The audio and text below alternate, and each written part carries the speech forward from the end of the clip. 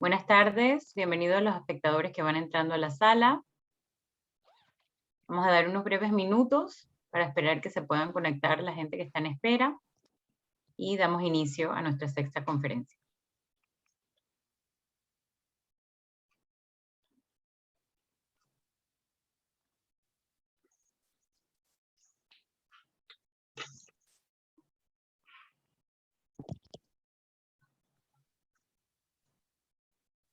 Vamos a dar unos minutillos, bienvenidos los que van entrando.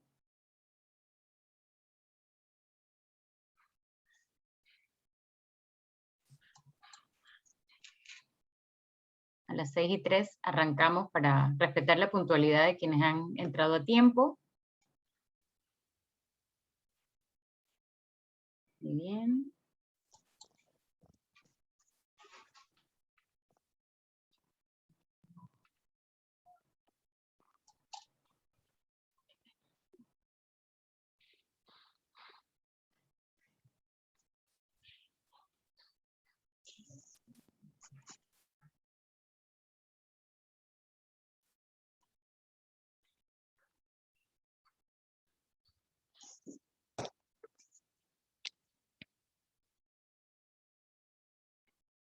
Bienvenidos a las personas que van entrando. En unos minutos vamos a iniciar nuestra sexta conferencia. Vamos a dar un minutito más para aquellas personas que se están conectando todavía. Bienvenidos.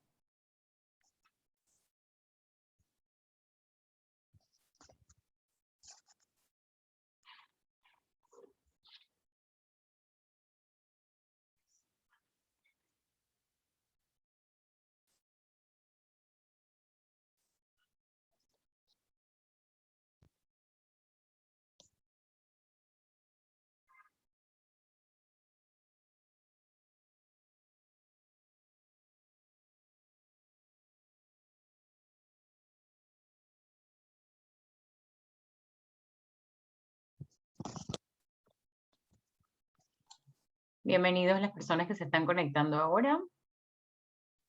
Bueno, creo que ahora sí podemos dar inicio a esta sexta conferencia. Le cedo la palabra al director general del Centro Ann Sullivan Panamá, el señor licenciado Aníbal Miranda, para darles la bienvenida. Adelante. Hola, muchas gracias Vicky, muy buenas tardes. Muchas gracias a todas las personas que se han conectado. Ya tenemos a 25 espectadores. Tenemos personas de varias provincias distintas. Para nosotros es un placer recibirlos desde el Centro Ann Sullivan Panamá. Ya esta es la sexta conferencia abierta a la comunidad gratuita de este año. Y este año, en esta ocasión vamos a tocar un tema que está del que se habla mucho, que qué bueno que se hable mucho, que es la salud mental. Por mucho tiempo la salud mental ha estado como detrás de los otros aspectos de la salud física. Y a veces descuidamos este aspecto. También existen quizás mitos, tabúes, de los que no nos gusta hablar, pero de que ya hemos ido aprendiendo de que es necesario tocar estos temas y que la salud es un concepto integral. Entonces, para nosotros es un placer recibir hoy a la doctora Irene Jacome. Ella es psiquiatra y ya conoce de Caspan. De hecho, mientras estuvo trabajando en el Instituto Nacional de Salud Mental, participó en una de las capacitaciones que trabajamos con las organizaciones no gubernamentales que trabajan con personas con autismo y sus familias. O sea que ella es de casa, ella conoce el trabajo que hacemos acá y está familiarizada con esto que vamos a tratar hoy, pero mucho, esa es su vida. Queremos agradecerle también a la Coordinación de Capacitación que ha organizado este evento, esta capacitación, esta conferencia, y a cada uno de ustedes que nos acompañan el día de hoy. Vamos a estar aquí alrededor de 1 hora, así que mientras estamos hablando y ustedes creen que pueden compartir el enlace con otras personas a las que les pueda beneficiar, les pedimos eso, que lo compartan para que cada día seamos más. Muchísimas gracias a todos, bienvenidos y bienvenidas a esta sexta videoconferencia del año 2021. Le paso la palabra a la coordinadora de capacitación e investigación del Centro Ann Sullivan de Panamá, la licenciada Dionisia Wright. Muchísimas gracias. Buenas tardes a todos. La tarde de hoy nos acompaña la doctora Irene Jacome. La doctora Jacome estudió medicina en la Universidad Federal de Uberlândia, en Minas Gerais, Brasil. Hizo su primer año de internado en el Hospital Santo Tomás y el segundo año en el Hospital Aquilino Teixeira, en Penonomé. Su especialidad en psiquiatría en el Instituto Nacional de Salud Mental. Actualmente labora en la región de salud de Coclé. La doctora nos va a desarrollar el tema trastornos del neurodesarrollo, importancia de la salud mental de los padres y su relación con el tratamiento de sus hijos. Muchísimas gracias a todos y sobre todo a la doctora Irene. Buenas tardes, gracias. Voy a pasar a compartir pantalla.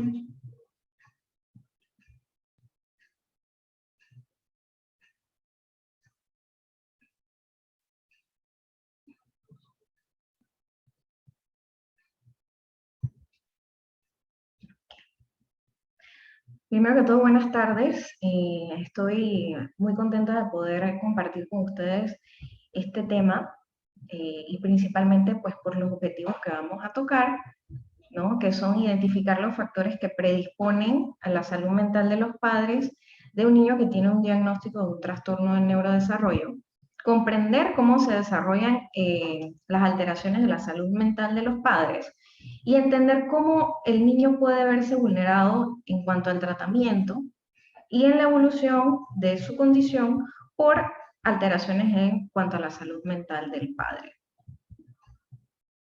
Entonces, ¿cómo comenzamos este proceso? Inicialmente los padres comienzan a notar que algo podría estar pasando con su hijo y desde este momento comenzamos a tener alteraciones en lo que es nuestra parte emocional y en nuestra parte mental. Esto como padres, ¿no? ¿Por qué? Porque yo comienzo a ver que hay cosas que no están siendo lo esperado o que pueden estar siendo diferentes a otros niños. Comienzo a comparar.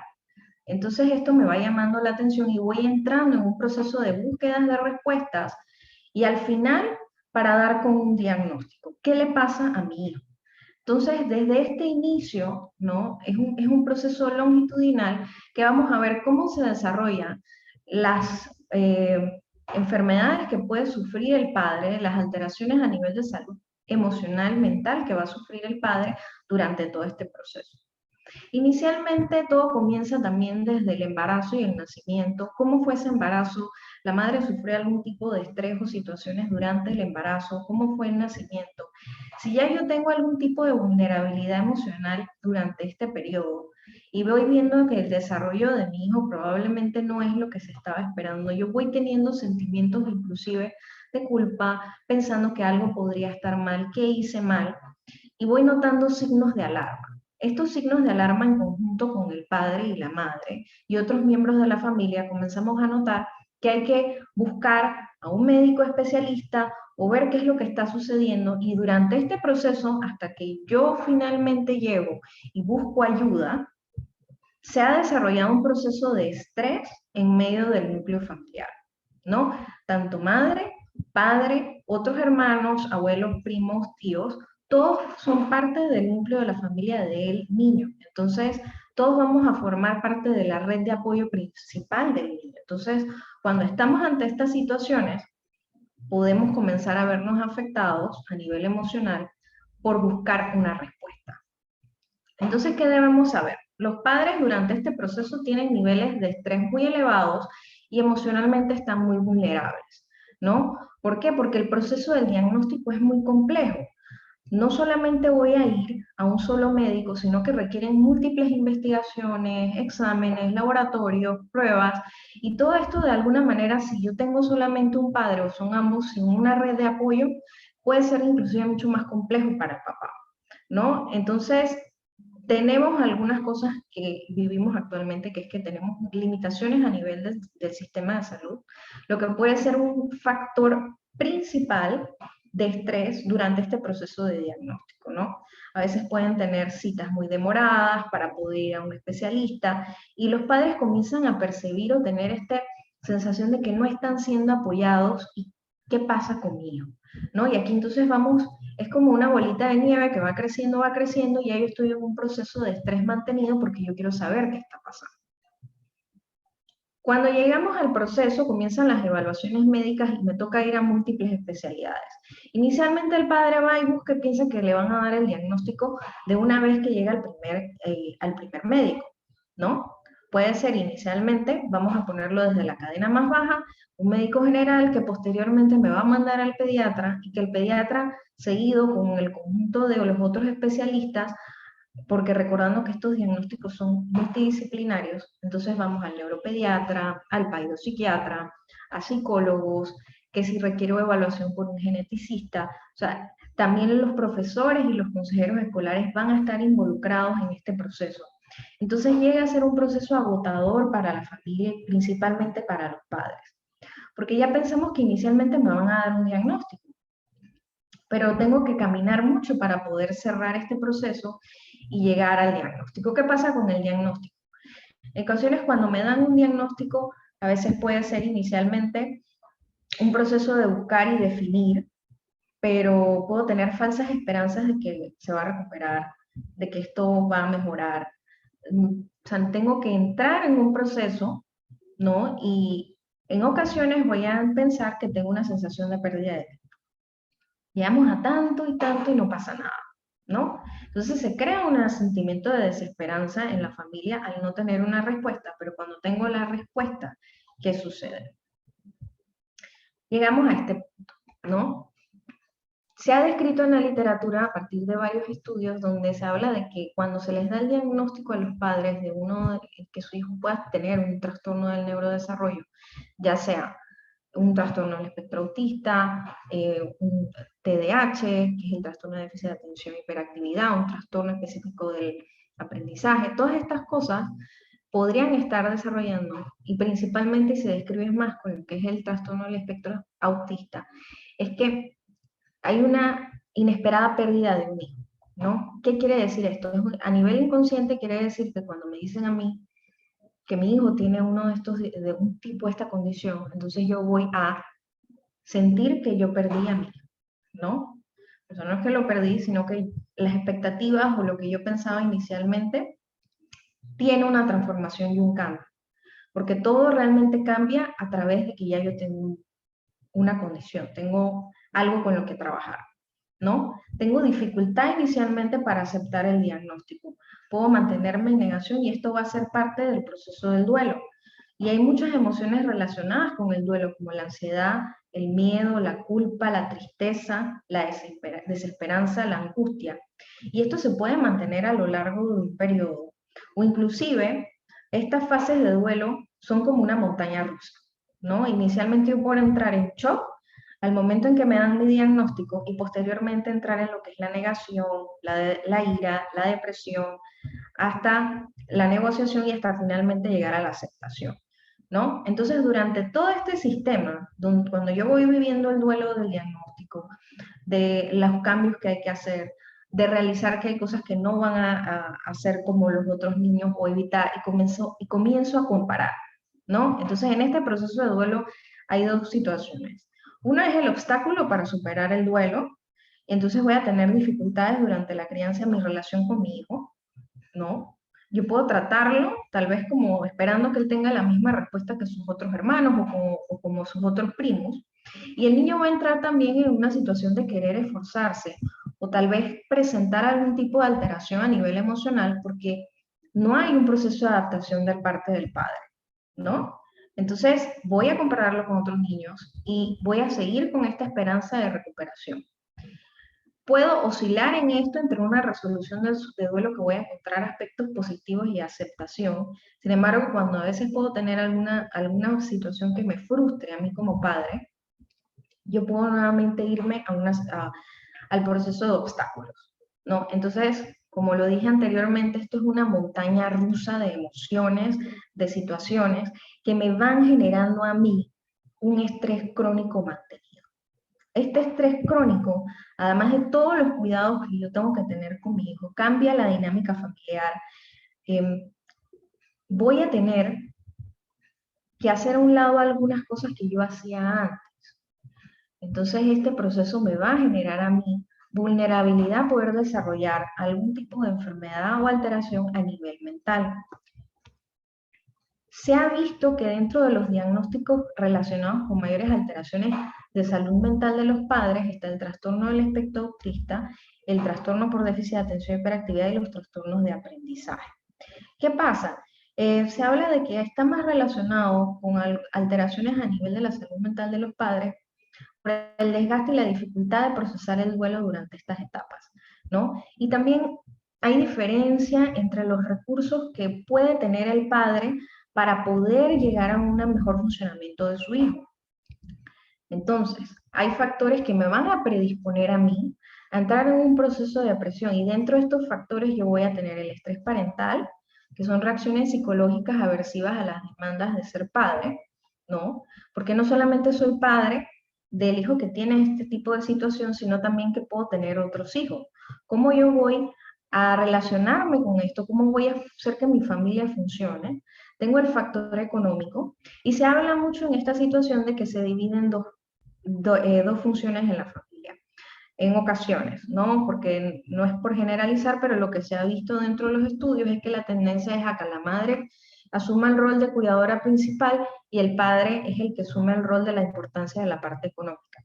Yo voy a trabajar, yo soy el que voy a estar pendiente de todo lo que se necesite. Sin embargo, ya llega un punto, ¿no?, donde esto puede afectar tanto a la pareja, donde podemos tener problemas conyugales, y con la relación con los otros hijos, porque tendemos a cuidar específicamente a una sola parte de la familia. Puedo tener divorcios, se presenta mucho ese tipo de problemas, porque a veces la madre entonces es la que termina tomando el rol principal. Hay aislamiento y sentimientos de culpa. Cuando hablamos de aislamiento es que son familiares o padres que tienden a no salir o no compartir o no ir a otras actividades con otros niños o parte de su familia, porque no quieren o sienten que hay un estigma, puede haber un estigma y discriminación hacia su hijo, porque realmente todavía es una situación incomprendida en la sociedad. Hay mucha gente que no sabe lidiar con esto porque hay poca información en cuanto a la población en general. Entonces, cuando yo tengo una situación donde debo ir a una fiesta o debo ir a tal lugar, yo evito ir a estas situaciones, a estos lugares. Entonces comienzo a presentar otro tipo de emociones que son emociones negativas. Tengo otro factor muy importante que son los problemas de salud física que va desarrollando el cuidador principal, ya sea la mamá o el papá o ambos, porque yo cuido a mi hijo, estoy pendiente de él, pero me olvido de mí. Me olvido de cuidarme a mí mismo, no me doy un tiempo para poder descansar o no me doy un tiempo para poder tener un momento de relajación. O sea, voy a estar en un estrés constante y este estrés constante me va a llevar a mí a tener problemas de salud física también. Ya sea que dentro de mi cuadro de salud mental también yo puedo estar teniendo somatizaciones, porque uno de los síntomas de la ansiedad o inclusive de la depresión son afectaciones a mi cuerpo, dolores de espalda, de cabeza, problemas a nivel gastrointestinal muy frecuentes. Entonces estas pueden ser algunas quejas que generalmente se pueden ver en estos padres. Estigma y discriminación, como ya lo mencioné, y todavía lo seguimos viviendo. Las limitaciones por parte del apoyo del sistema de salud es uno de los factores que se ha descrito en varios estudios, que muchos padres han encontrado limitantes, tanto cuando van a buscar ayuda porque no saben, alguien del personal o el personal no sabe cómo dirigirse a su hijo, no sabe cómo tratar a su hijo, no sabe, entonces sienten este tipo de bloqueo. Entonces es mucho más difícil. Si yo tengo estas limitaciones y no comprenden a mi hijo, yo prefiero no ir. Prefiero no buscar ese lugar, no voy a ir a ese lugar. Entonces es una dificultad también. Incomprensión de amigos y familiares, ¿no? Cuando tengo esta tendencia al aislamiento, tal vez mi familia no me quiere ayudar, o me aísla, o me separa, y me deja a mí solo conmigo. Estas son situaciones que se pueden presentar en algunos casos. Entonces, Todo esto combinado con el principal, el estrés parental, y de acuerdo a la severidad de los síntomas pues, del trastorno del neurodesarrollo, esto está asociado a que la madre es la que se ve más vulnerable según los estudios recientes. Se ha visto que la madre es una de las que más se ve vulnerabilizado con afectaciones a nivel de salud mental, ¿no? Y esto realmente puede darse a lo largo de la vida con repercusiones no simplemente de manera aguda, sino a nivel crónico, ¿no? Así con el pasar de los tiempos. Porque recordando que llega un punto donde se llega a la etapa de la vejez, y en esta etapa yo también voy a tener alteraciones que pueden afectar mi vida y pueden estar relacionadas con cargar a lo largo un estrés crónico no manejado y que no tenga las intervenciones adecuadas. Entonces, durante este proceso, ¿qué pasa con el padre? Voy a tener cambios a nivel psicológico, voy a tener una disminución en la respuesta del sistema inmune, y esto va a aumentar el riesgo de enfermedades, porque no solamente son, como ya lo mencioné anteriormente, no solamente es la parte mental, también la parte física se ve deteriorada, porque el estrés crónico va a afectar mi sistema inmune y de esta manera yo me voy a ver propenso a otro tipo de enfermedades. Entonces es importante ver cómo está la relación de mi salud mental y cómo esto va a poder afectarme a mí hasta en cuadros físicos que pueden llegar a ser graves. Entonces, de los cuadros más observados, vemos que está el síndrome de burnout, los trastornos de ansiedad, depresión y deterioros cognitivos. Sí es interesante mencionar que el síndrome de burnout es cuando ya el estrés crónico llega a un punto donde la persona se siente fatigada todo el tiempo, agotada, cansada, simplemente llega no cuida a su hijo como debe ser por el agotamiento que tiene, ¿no? Entonces, este síndrome de burnout, que es parte del estrés crónico, de que ya lo mencionamos, que está asociado al inicio del proceso del duelo, ¿no? Desde el diagnóstico, desde la sospecha, todo este tipo de estrés se va acumulando. Y entonces me da origen a mí a otros tipos de situaciones como son el trastorno de ansiedad, la depresión y los deterioros cognitivos. En cuanto al trastorno de ansiedad, es el más frecuente a los padres que tienen hijos con un trastorno del espectro autista.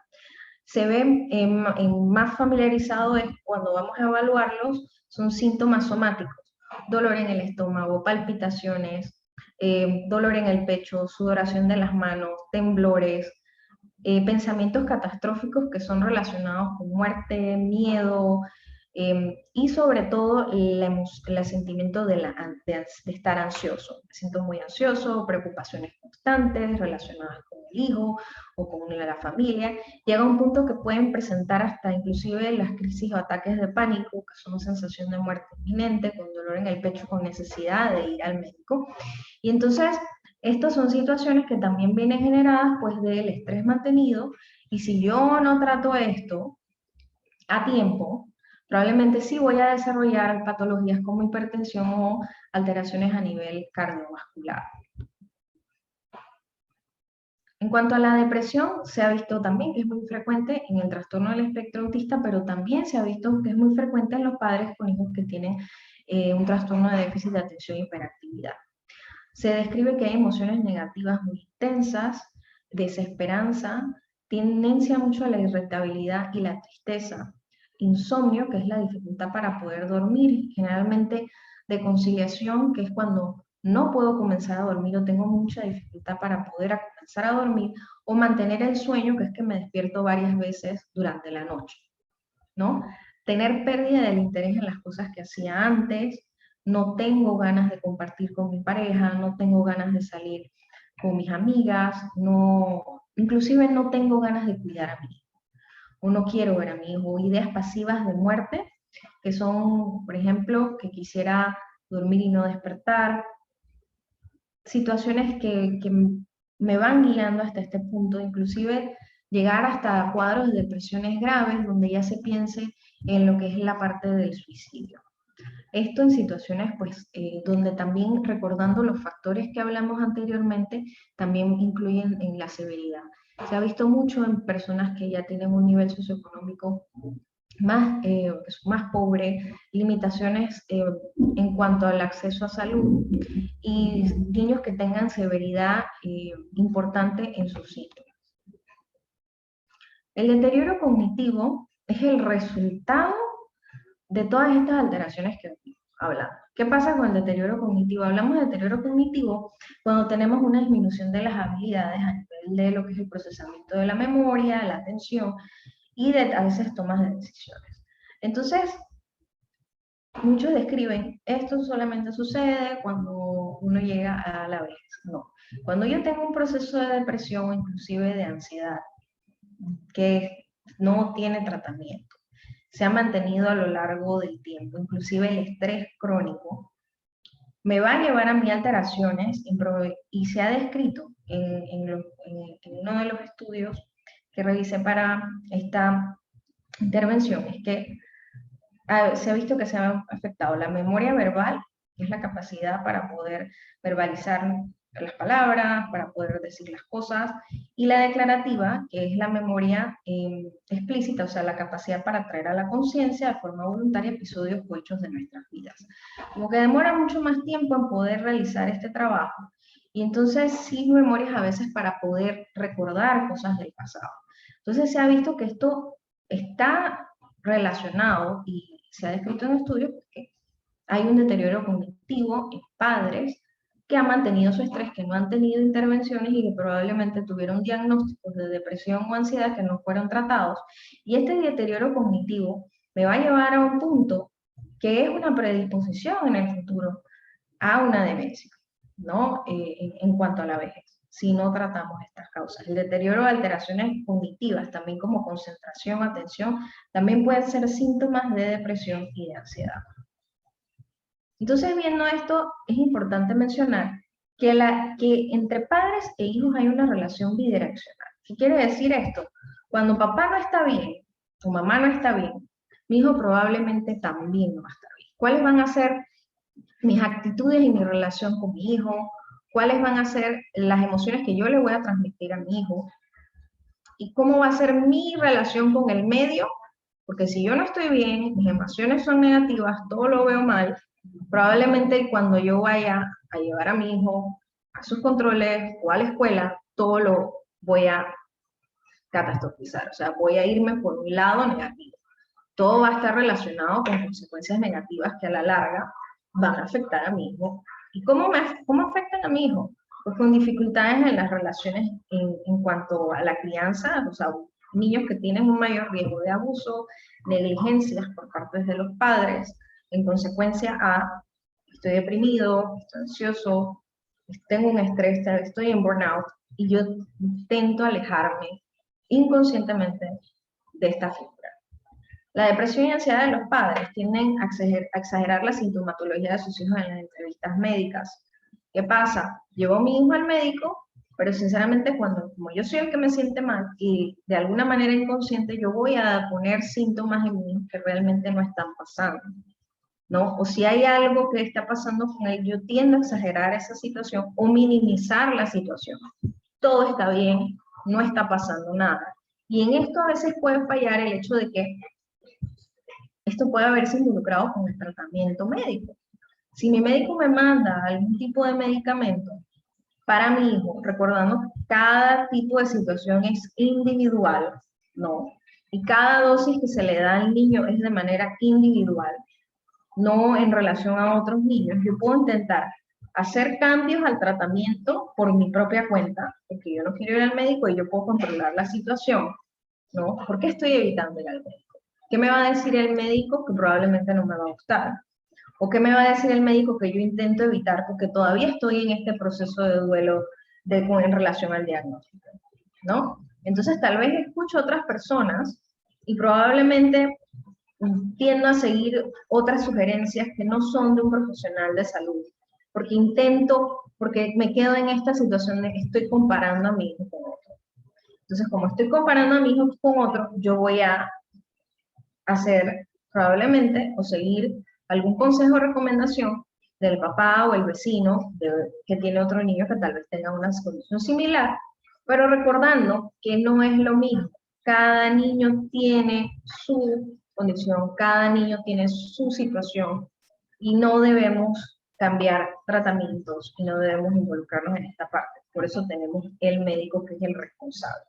Si yo tiendo a tener este tipo de situaciones, yo tengo que analizar un poco qué probablemente me está pasando a mí. ¿Será que estoy en un proceso de negación? ¿Será que estoy deprimido? ¿Será que estoy en burnout? ¿Será que tengo algún tema de ansiedad? O sea, ¿qué me está pasando que yo pueda estar tomando este tipo de decisiones que a la larga podrían afectar la salud mía? ¿No? Es importante que si tenemos estas situaciones comencemos a recapacitar, a pensar, a analizar. Parar un momento y ver qué está sucediendo. Pero mirar hacia adentro, no hacia afuera. Ver qué está pasando conmigo, qué problema me puedo estar pasando, qué situación, cómo me siento yo. Entonces la salud del niño se ve afectada, se han visto que las madres con depresión, en niños que tienen trastorno del espectro autista, se ha visto que aumentan los trastornos del sueño, aumentan los trastornos de conducta, si ya se tenía uno se pone peor, y sí se ha visto depresión y autolesiones en los adolescentes con trastorno del espectro autista. Entonces, todo esto relacionado con cómo se afecta el padre y viendo la relación bidireccional que tienen, cómo se puede afectar la salud del niño. Entonces, estos son puntos muy importantes y quiero que los tomen porque me tienen que ayudar a mí a pensar si algo probablemente me puede estar pasando. Cuanto a las recomendaciones para esto, se habla de las intervenciones tempranas dirigidas a favorecer la salud mental de los padres, y que pues también facilitan cambios positivos en el comportamiento relacionados con los trastornos del neurodesarrollo. Reducir el estrés de los padres con una intervención temprana puede facilitar el funcionamiento de toda la familia, buscando el equilibrio principal, porque no solamente es que yo tengo una familia, tengo un niño que tengo que apoyar, y también tengo que cuidar de mi salud mental, tengo que cuidar de mi salud de pareja, tengo que cuidar de mi salud con mi relación con mis otros hijos, ¿no? Y debemos encontrar este tipo de equilibrio. Entonces, sí hay intervenciones tempranas que se hablan desde el inicio del diagnóstico para ayudar tanto al padre como para ayudar al hijo. Entonces, cuando yo ya estoy en una situación donde veo que mi salud mental está afectada, o donde dentro de los síntomas que pudimos ver anteriormente, relacionados con la depresión, relacionados con el duelo, relacionados con trastornos de ansiedad. Se habla de manejos a nivel psicoterapéutico inicialmente, que son la terapia cognitivo-conductual, que es a través de psicología, la expresión a través de la escritura, el mindfulness, que son estrategias basadas en psicología positiva y técnicas de relajación, que son algunas de las técnicas donde yo puedo ir a un psicólogo que maneje este tipo de terapias para poder comenzar mi proceso de tratamiento, ¿no? Hay una de las intervenciones, que es la intervención breve cognitivo-conductual llamada Problem Solving Education, que busca disminuir el estrés y los síntomas depresivos en los padres durante el periodo inmediato posterior al diagnóstico. ¿Qué sucede? Esto lo realizan, realmente esto se hace con la finalidad de que por lo menos en 6 sesiones de 30 a 45 minutos se pueda realizar con el padre intervenciones del diagnóstico. ¿Qué voy a trabajar? Voy a trabajar el proceso de diagnóstico, el inmediato y todo esto para poder ayudar al proceso también de entender la condición y poder ayudar a mi hijo y que yo también tenga mi apoyo emocional en ese momento. Evaluaciones y seguimientos por psiquiatría cuando yo ya tengo un trastorno instaurado, si yo ya veo que estoy muy mal, si mi funcionalidad ya no es la misma, probablemente tendría que ir a un psiquiatra para comenzar una intervención con psicofármacos, o sea, con medicamentos para poder tratar mi enfermedad. Porque la depresión y la ansiedad llega a un punto que requieren de manejo con medicamentos para poder funcionar mejor y poder salir adelante de ese cuadro. Se habla de intervenciones tempranas de enseñanza para los niños, que esto se ha observado que participar en intervenciones y presentar una mejor alianza entre los padres y los profesores se ha correlacionado con un menor nivel de estrés, tanto en lo que es la relación hijo y el rol del padre. ¿Qué se ha visto? Cuando dentro de la escuela hay una buena relación con lo que es el padre y también participa de lo que es el proceso de educación del hijo, Y mediante herramientas se ha visto que esto ha ayudado a reducir el estrés de los padres porque también se envuelve en este proceso de aprendizaje, ¿no? De adquirir herramientas para la independencia de su hijo. Y esto, entre más temprano se haga, más son las posibilidades de tener una mejor respuesta en cuanto al estrés dentro del núcleo familiar. Recordando que el estrés crónico mantenido nos genera y nos predispone a este tipo de alteraciones a nivel mental.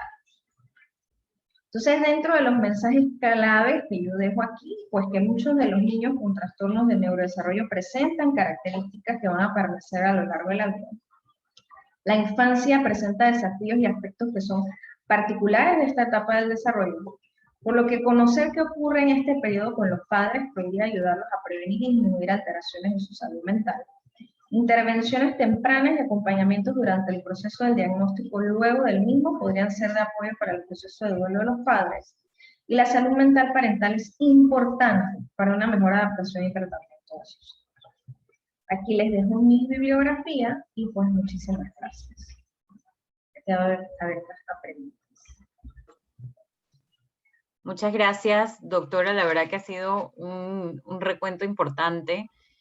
Nosotros, esta es nuestra 6ª conferencia y también hemos en las anteriores incluso dado herramientas prácticas para que los papás puedan trabajar todo ese proceso de buscar mejorar la salud mental, ¿no? Porque definitivamente eso incide directamente en el aprendizaje y en el desarrollo de los muchachos.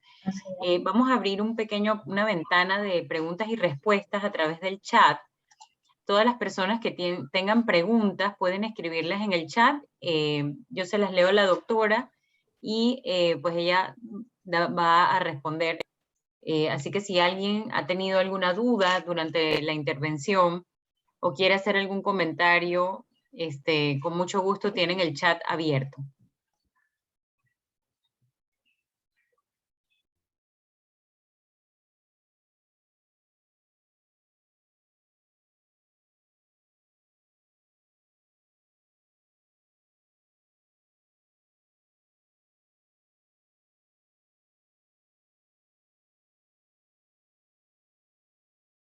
Hay una felicitación de la señora Anitza, dice, buenas tardes, excelente charla, doctora Jacome. A ver, Andrea Rojas, felicidades, excelente. Puros comentarios de felicitación.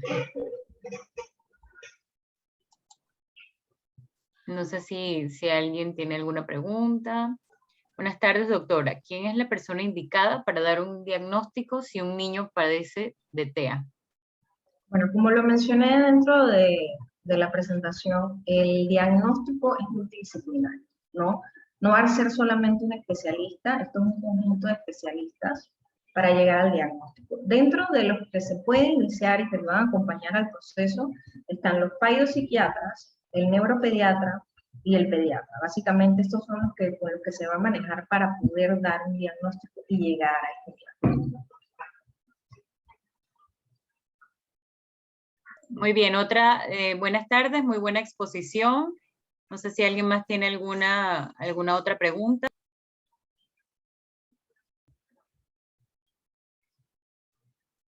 Buenas tardes, doctora Jacome. Mi inquietud. Mi niño desde que inició el periodo escolar, creo que se cortó esta pregunta porque no continuó. Pero hay otra. ¿Existe algún tipo de apoyo para los padres en cuanto a herramientas o pruebas para evaluar cómo estamos manejando el diagnóstico? Sí. En cuanto a esta parte, si yo ya estoy viendo algún tipo de alteración dentro de mi proceso, si yo no me siento bien, si yo me siento muy agotado, lo ideal es que podamos acudir a lo que es la ayuda con un psicólogo o con un psiquiatra. ¿Por qué? Cuando yo voy y entro en este proceso, voy a ser evaluado y voy a ver cuáles son mis circunstancias a nivel emocional o mental que van a requerir algún tipo de ayuda. Dentro de este proceso yo voy a entrar. Si requiero algún tipo de herramienta a nivel de lo que es ansiedad o yo manejo más ansiedad, existen los ejercicios de respiración, existe el mindfulness, existen el tipo de actividades que yo podría ir adecuando o adaptando en mi hogar, pero yo necesito evaluar cómo funcionas en casa, qué situaciones particulares hay tal vez que intervenir para poder modificar que me están afectando, cómo yo manejo mi estrés, ¿no? Entonces estas son circunstancias que van a ser de un análisis personal en conjunto con el terapeuta, porque realmente esto es algo individual. Si yo puedo usar herramientas que tal vez me van a ayudar a disminuir síntomas, pero si yo no cambio mi estructura, voy a seguir manteniéndolo. Entonces, lo ideal en este caso es siempre tener una evaluación por un profesional para yo poder seguir un mejor camino y que esto no se vuelva a repetir. Muy bien, aquí hay, la pregunta que se cortó es: buenas tardes, doctora Giacomo. Mi inquietud es que mi niño, desde que inició el periodo escolar, no puede dormir. Ok, eso realmente sí habría que evaluarlo. Hay diversas causas de por qué no podría estar durmiendo, ¿no? Hay que rever principalmente si él ya tiene un especialista o un médico tratante, llevarle esa queja a su médico para que sea evaluado, porque no está durmiendo. Porque en estos casos hay temas que pueden ser de característica orgánica que pueden afectar mi sueño. Pero si también yo tengo que ver algo relacionado conmigo, ¿no? Entonces ahí es, como lo dije, una relación bidireccional. Entonces, primero, si él tiene esta situación, vamos a evaluarlo con su médico tratante, exponerle al médico tratante la situación para que se haga una investigación y ver si requiere algún tipo de tratamiento. Pero lo ideal es el médico para poder. Dice Carla Guerra: ¿qué pasa cuando una madre de verdad se agarra su día libre y los demás solo saben criticar? Es importante que la madre tenga su espacio. ¿Okay? Siempre van a haber situaciones que las demás personas no van a entender porque no viven la realidad de una madre que tiene un desempeño diferente, tiene más situaciones que la pueden generar estrés. Tomarse un día de descanso es necesario y requiere del apoyo de los otros para que ella pueda estar bien. Porque la mamá al final cubre el rol de cuidadora principal en estos casos y necesita tener a veces un time out, o sea, un tiempo libre para poder descansar y seguir con este proceso. Lo ideal es, mamá, sigue con tu día libre, eso te está ayudando, eso te va a generar a ti un mejor factor protector para evitar algún tipo de situación de salud mental, que ya vimos las consecuencias en los hijos, ¿no? Y si tu hijo está bien y todo lo demás sigue tomando tu tiempo, es importante para tu salud mental. Mariette González: como mamá me ha pasado muchas de las etapas que menciono y me parece que me hace falta tener tiempo para mí para encontrar mejores maneras para tratar a mi niño. Va un poco en la línea de lo que el comentario anterior. Luego Karen Sea dice: gracias por tocar este tema del que normalmente no se habla, y es muy cierto, y casi estoy segura que todos hemos experimentado problemas en la salud mental. Aquí la misma señora que habla del tema escolar dice que tiene que hacer 1000 cosas para que el niño concilie el sueño. Luego hay felicitaciones. También, bueno, como si los demás son comentarios, preguntan el licenciado Aníbal: ¿cuáles son los servicios de salud pública recomendados para estas situaciones? O sea, ¿dónde pueden acudir los padres en caso de que tengan o presenten alguna de estas características y en el análisis o viendo esta conferencia hayan dicho yo necesito ayuda? ¿A dónde podrían acudir? Para los adultos, pues hay psiquiatras, psicólogos en centros de salud. No en la mayoría de los centros de salud, pero sí en gran cantidad de centros de salud en la capital, en el interior, cuentan con psiquiatras. Si no hay psicólogo, pues van al psiquiatra y hacemos la evaluación para iniciar el proceso terapéutico.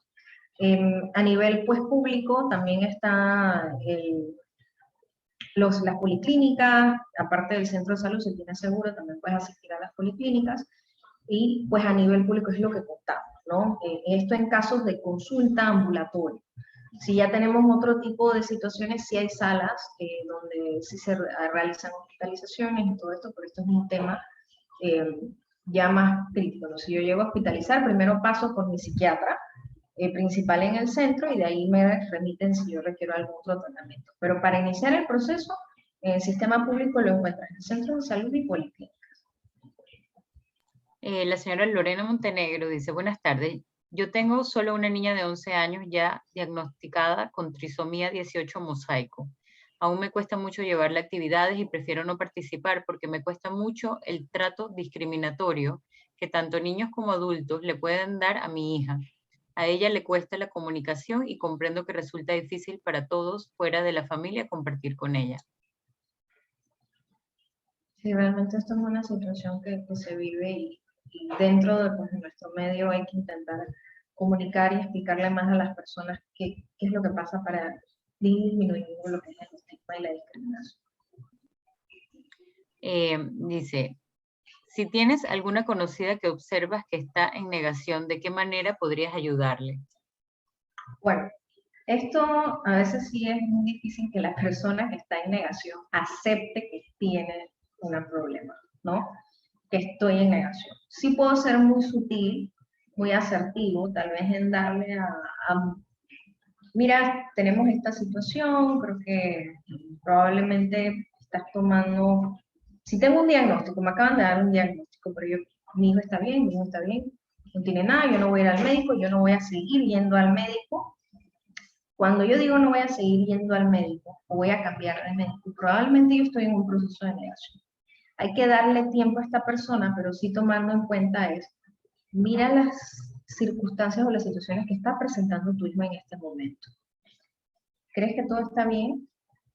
Vamos a intentar, bueno, si quieres ir a otro médico, sí, pero si nuevamente tenemos la misma respuesta, creo que hay que parar para pensar y considerar de que algo está pasando. O sea, ser sutil, porque si yo entro de un golpe muy, o sea, probablemente la van a tomar conmigo, y entonces se dan otro tipo de situaciones, porque no es fácil, o sea, es un proceso y dentro del duelo yo tengo que pasar por eso. Verushka Grajales dice, excelente tema, muchas gracias. Mucha carencia en nuestro país referente a este tema. Los padres seguimos dándolo todo frente a la carencia empática, escolar y social. No es sencillo.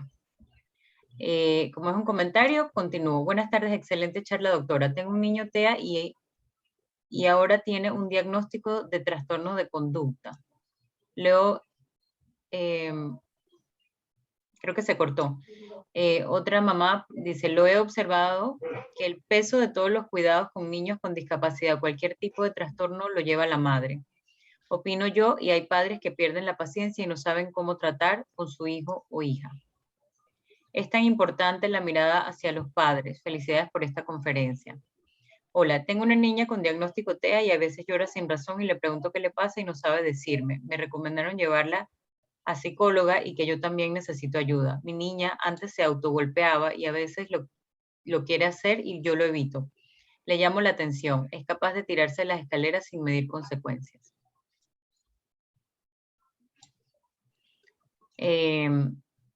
Yo también, junto con mi niña, sufro discriminación de niños. Mi suegra y mi esposo están en negación. Me ha sido difícil luchar, involucrarlos no ha sido y no es fácil. Tengo un hijo adulto, aquí sigo porque son comentarios, ¿no? Que no hay una... Tengo un hijo adulto, dice Maribel Mejía. Cuando inicié este camino nunca me mencionaron que los padres podríamos tener problemas de salud mental. Con el tiempo desarrollé lupus. Las madres no pensamos que necesitamos atención, solo nos concentramos en nuestros hijos y familia. Hasta aquí llegaron las preguntas. Yo sí quisiera añadir que este ciclo de conferencias, que hasta ahorita llevamos 6, justamente buscan brindarle las herramientas a los padres que les permitan identificar este tipo de trastornos y problemas para que puedan buscar las soluciones más adecuadas. Porque muchas veces padecemos algo y hasta que no vemos algo como esto que nos los dice, no tenemos como la capacidad de buscar las ayudas necesarias.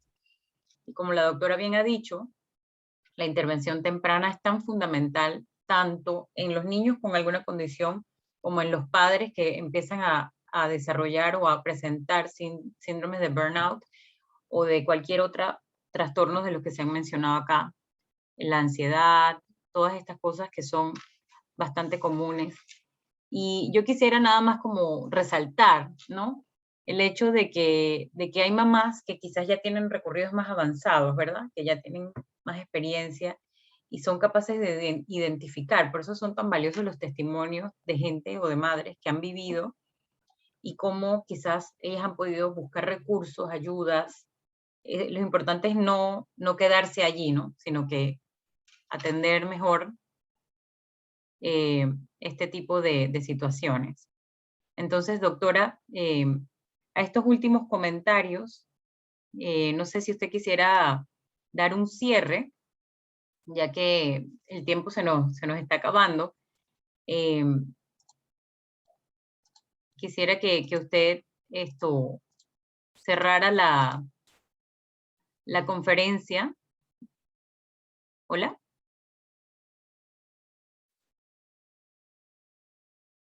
Creo que la doctora se desconectó, Vicky. Sí, parece que tuvo problemas técnicos. Voy a escribirle por acá. Bueno, igual ya estábamos cortitos de tiempo. De verdad que ha sido una conferencia muy valiosa, todo el aporte que ha hecho la doctora. Queremos agradecerle, aunque no esté aquí, todo su conocimiento y su aporte. A ver, sí, se le cayó el internet. Pide disculpas. Voy a decirle que en su nombre me despido de todos ustedes. Queremos agradecerle su participación. Esperamos que estos ciclos de conferencia sigan teniendo profesionales tan valiosos como la doctora Jacome y todos los anteriores que han compartido con todos nosotros su conocimiento y que ojalá sean herramientas valiosas que puedan ayudar a los padres de familia y también sobre todo a los estudiantes, que son nuestro tesoro en el corazón de Caspan, y a quienes de verdad quisiéramos que tengan el desarrollo de su máximo potencial. Así que sin más, vamos a dar las gracias a la doctora Jacome, aunque no está en presencia, y a todos ustedes por su tiempo, por compartir con nosotros esta hora, por compartir sus inquietudes y sus preguntas, y bueno, que tengan una feliz noche. Hasta luego.